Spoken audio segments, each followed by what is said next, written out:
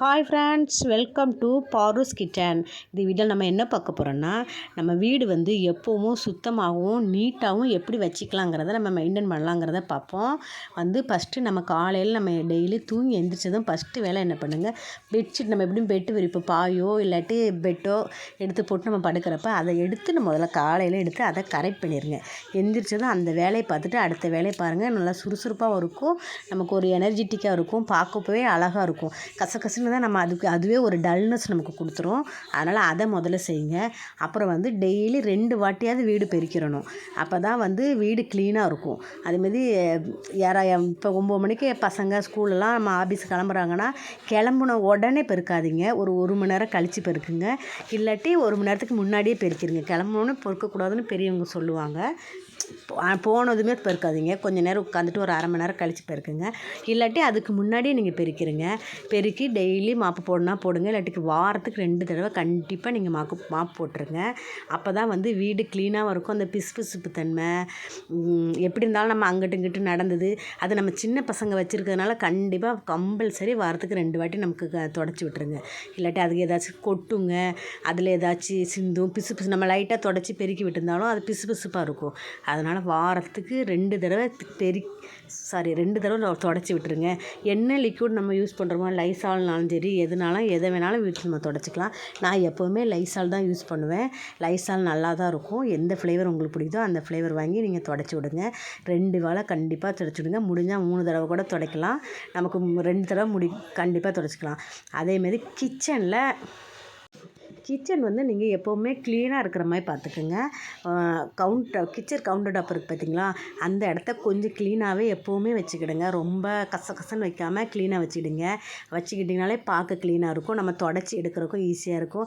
Daily நம்ம kitchen counter டாப்பை daily ஒரு தடவை ஒரு லிக்யூடோ இல்லாட்டி நம்ம பாத்திரம் கழுவுங்கள விம் லிக்விடு அதை ஊற்றி கூட ஒரு திருப்பு தொடச்சி விட்ருங்க. அப்போனா அந்த பேட் ஸ்மெல் எதுவுமே வராது. டெய்லி ஒரு வாட்டி தொடச்சிங்கன்னா நல்லாயிருக்கும். அதேமாதிரி நம்ம பாத்திரம் கழுவுற சிங்கும் சரி, டெய்லி நம்ம அந்த கம்பி நார் இருக்குது பார்த்தீங்களா, நம்ம எப்படியும் கம்பி நார் வச்சு தான் தேய்ப்போம். அந்த கம்பி நாரை வச்சு நம்ம என்ன லிக்விடோ சோப்பு யூஸ் பண்ணுறோமோ அந்த லைட்டாக அதை தொட்டு தேய்ச்சி விட்ருங்க.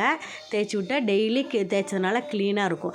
நம்ம வாரத்துக்கு ஒரு நாள் தேய்ச்சிங்கன்னா அது ரொம்ப ஸ்டெயின் பண்ணி தேய்க்கிற மாதிரியும் இருக்கும்.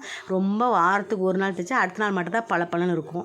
அப்புறம் மற்ற மாதிரிலாம் டல்லாக தெரியும். அதனால் நீங்கள் டெய்லி பாத்திரம் கழுவி முடிஞ்சோடனே ஒரு ட்ரிப்பு நல்லா தேய்ச்சி விட்ருங்க. கிச்சன் பார்க்க எப்போவுமே க்ளீனாக இருக்கும். அதே பாத்திரம் நம்ம கொஞ்சம் சேர கழுவிடுங்க. ரொம்ப சேர்த்துக்காதீங்க. சேர்த்திங்கனாலே கொஞ்சம் நமக்கு அந்த பாத்திரம் தேய்க்கவே டல்லாக தெரியும். இவ்வளோ பாத்திரம் இருக்கா அப்படிங்கிற மாதிரி தோணும். நீங்கள் அதனால் அப்படி தேய்க்காதீங்க.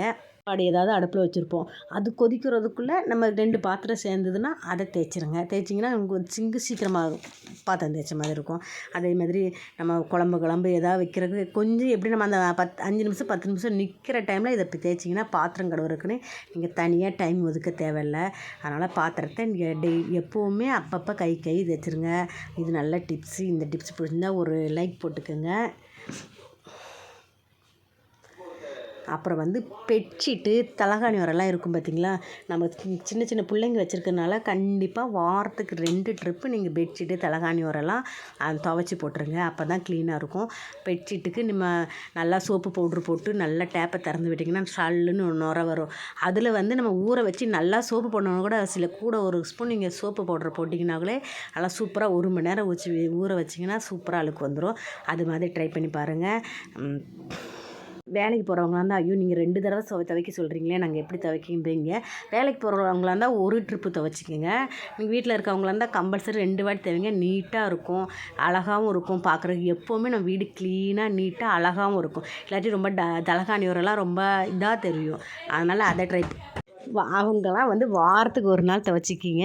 ஏன்னா வேலைக்கு போகிறவங்க கம்பல்சரி வாஷிங் மிஷின் வச்சுருப்பீங்க. அந்த வாஷிங் மிஷின் இருந்தால் அந்த வாஷிங் மிஷினில் கூட நீங்கள் போட்டு விட்ருங்க. கொஞ்சம் சோம்பேறித்தனம் போடாமல் செஞ்சிங்கன்னா நம்ம வேலைக்கு போனால் கூட வீடு எப்போவுமே க்ளீனாக நீட்டாக இருக்கும். அதேமாதிரி நம்ம வீடு துடைப்போம் பார்த்தீங்களா, துடைக்கும் போதே நீங்கள் மேலே லைட்டாக தூசி இருந்தால் அதை தட்டி விட்டுருங்க. தட்டி விட்டுனா எப்போவே க்ளீனாக இருக்கும். டீப் க்ளீன் பண்ணணுன்னு நம்ம அவசியம் இல்லை. மேலே நம்ம பெருக்கும்போது ஒரு திருப்பு மேலே தட்டி விட்டுட்டு அப்புறம் பெருக்கி விடுங்க. துடைக்கிற அன்றைக்கி மட்டும் அப்படி பண்ணுங்கள். இல்லாட்டி நம்ம பெருக்கிற அன்றைக்கி நம்ம தட்டி விட்டோம்னா மேலேருந்து தூசி விழுந்து அது ஒரு மாதிரி அழுக்கு ஒட்டிக்கும் தரையில். அதனால் துடைக்கிற அன்றைக்கி நீங்கள் மேலே தட்டி விட்டுட்டு இது பண்ணுங்கள். வாரத்துக்கு 2 நாள் எப்படின்னு துடைப்போம், அப்போ இது பண்ணுங்கள். சிங்கில் நம்ம கிச்சன் மேடையில் வைப்பர் ஒன்று வாங்கி வச்சுக்கிங்க. தண்ணி ஏதாச்சும் இருந்ததுன்னா நீங்கள் தொடச்சி விடக்க அந்த வைப்பர் யூஸ்ஃபுல்லாக இருக்கும். அது நான் வைப்பர் கூட 40 ரூபா 50 ரூபாய்க்குள்ளே தான் வரும். அது ஒன்று வாங்கி வச்சுக்கோங்க, உங்களுக்கு ரொம்ப ஹெல்ப்ஃபுல்லாக இருக்கும்.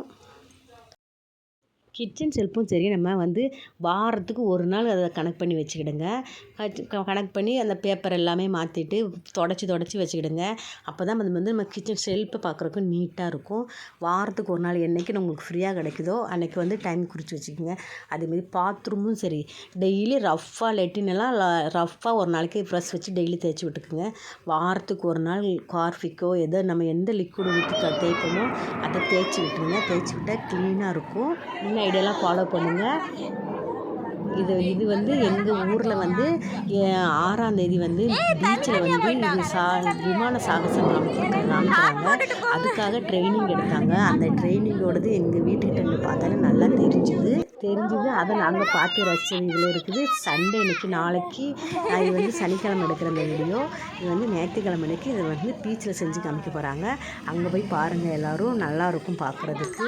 பாய். இந்த வீடியோ பிடிச்சிருந்தா லைக் பண்ணுங்கள், கமெண்ட் பண்ணுங்கள், ஷேர் பண்ணுங்கள்.